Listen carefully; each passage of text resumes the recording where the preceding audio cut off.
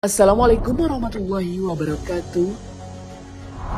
Sahabat beriman, datangnya hari kiamat adalah salah satu rukun iman yang wajib kita percayai.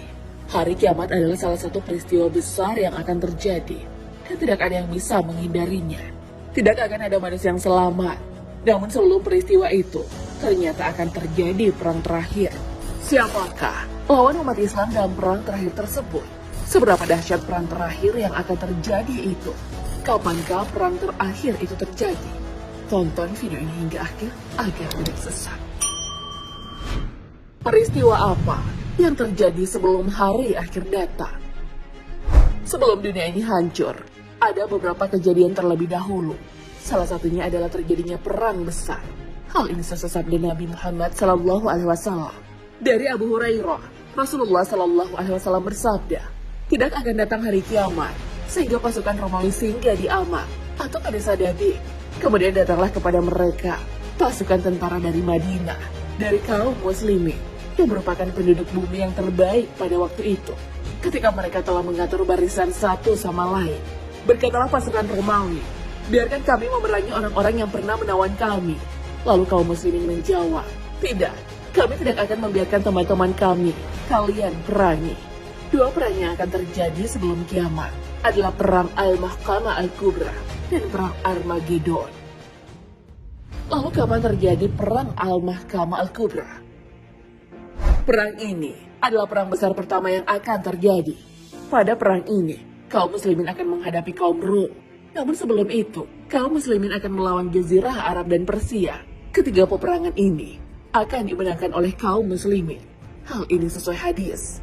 Kalian akan perangi Jazirah Arab sehingga Allah menangkan kalian atasnya.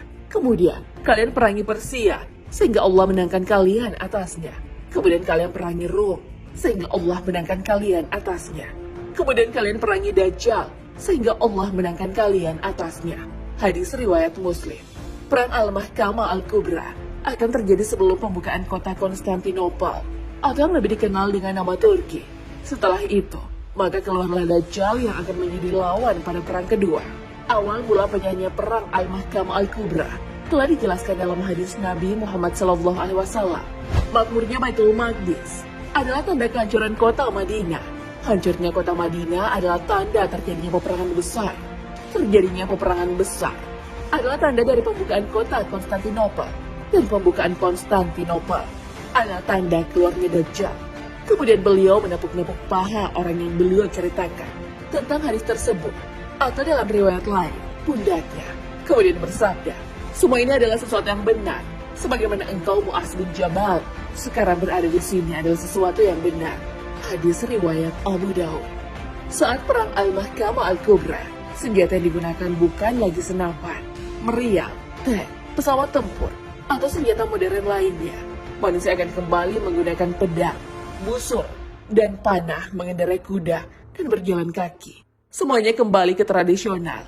Namun yang ikut andil dalam peperangan banyak orang, banyak jiwa yang gugur, dan banyak darah yang tumpah.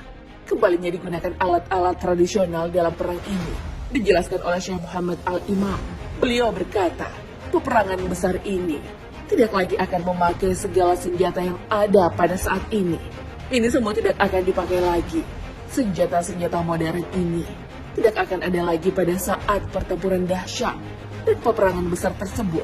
Yang ada adalah senjata yang sudah dikenal pada setiap zaman seluruhnya, itu pedang dan sebagainya. Adapun senjata modern yang menyebar saat ini hanya akan bertahan sebatas waktu tertentu, kemudian akan selesai peran dan urusannya. Walaupun akan berperang dengan bangsa Rum, pada akhirnya kaum muslimin akan berdamai dengan mereka. Hal ini sesuai sabda Nabi SAW. Kamu akan berdamai dengan Rum dalam keadaan aman. Kemudian kamu dan mereka akan memerangi satu musuh. Dan kamu akan mendapatkan kemenangan serta harta rampasan perang dengan selamat. Kemudian kamu berangkat sehingga sampai ke sebuah padang rumput yang luas dan berbukit-bukit. Maka seorang laki-laki dari kaum salib mengangkat tanda salib seraya berkata, salib telah menang, maka marahlah seorang laki-laki dari kaum muslimin kepadanya, lalu ia mendorongnya dan jatuh. Pada waktu itu, orang-orang Rum berkhianat, dan mereka berkumpul untuk memerangi kamu di bawah 80 bendera. Tiap-tiap bendera terdapat 12.000 tentara. Hadis riwayat Ahmad, Abu Daud, dan Ibnu Majah. Pada saat kaum muslimin dipimpin oleh Imam Mahdi, juga terjadi perdamaian dengan golongan Rom. Dari Abu Umamah, Rasulullah Shallallahu Alaihi Wasallam bersabda, di antara kamu dan orang-orang Rom akan berlaku 4 kali perdamaian. Pada kali keempatnya, berlaku di tangan salah seorang daripada keluarga Heraklion. Perjanjian itu berterusan selama 7 tahun. Ada seorang sahabat bertanya Rasulullah Shallallahu Alaihi Wasallam, wahai Rasulullah, siapakah imam orang ramai pada hari itu? Rasulullah Shallallahu Alaihi Wasallam menjawab, Al-Mahdi, anak cucuku.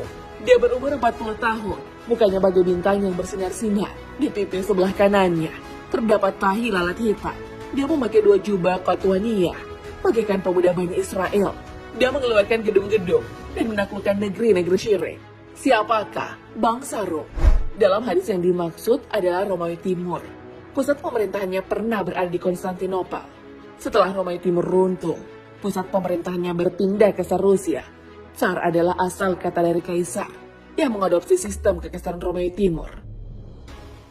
Lalu seberapa dahsyat perang terakhir itu? Perang terakhir yang akan dihadapi umat muslim adalah perang Armageddon. Pada perang ini, kaum muslim akan melawan Dajjal. Perang ini disebut Armageddon karena terjadi di Bukit Magedon, Palestina. Perang ini juga disebut dengan perang Gog Magog atau Ya'juj Ma'juj. Beberapa manuskrip yang ada di Timur Tengah menjelaskan bahwa Islam menyebut perang ini sebagai Al-Majidon, kemuliaan, atau disebut dengan perang kemuliaan. Perang ini akan berlangsung dalam jangka waktu yang lama. Semua negara akan terlibat.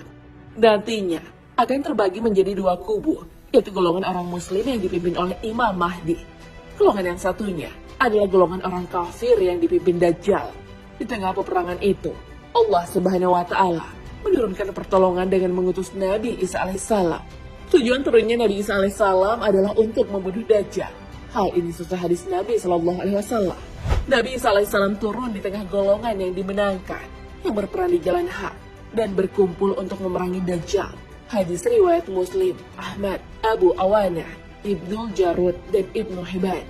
Nabi Isa alaihissalam akan turun di Menara Putih yang terletak di sebelah timur kota Damaskus di Syam. Kedatangan Nabi Isa alaihissalam telah dikabarkan Rasulullah Shallallahu Alaihi Wasallam lewat hadisnya. Sekelompok dari umatku akan tetap berperang dalam kebenaran secara terang-terangan sampai hari kiamat. Sehingga turunlah Isa bin Maryam. Maka berkatalah pemimpin mereka Al-Mahdi, kemarilah dan imamilah salat kami. Dia menjawab, tidak, sesungguhnya sebagian kamu adalah sebagian pemimpin terhadap sebagian yang lain, sebagai suatu kemuliaan yang diberikan Allah kepada umat ini. Ahmad Muslim dan Ahmad. Dikabarkan pula bahwa setelah mengalahkan Ya'juj dan Ma'juj, Nabi Isa alaihissalam pun diwafatkan. Sahabat beriman, perang terakhir akan melibatkan kaum muslim, Imam Mahdi, dan Nabi Isa alaihissalam. Lalu sudah siapkah kalian menghadapi perang dahsyat itu? Kalian sudah menyiapkan apa untuk menghadapi perang besar itu? Wallahu a'lam bishawab. Wassalamualaikum warahmatullahi wabarakatuh.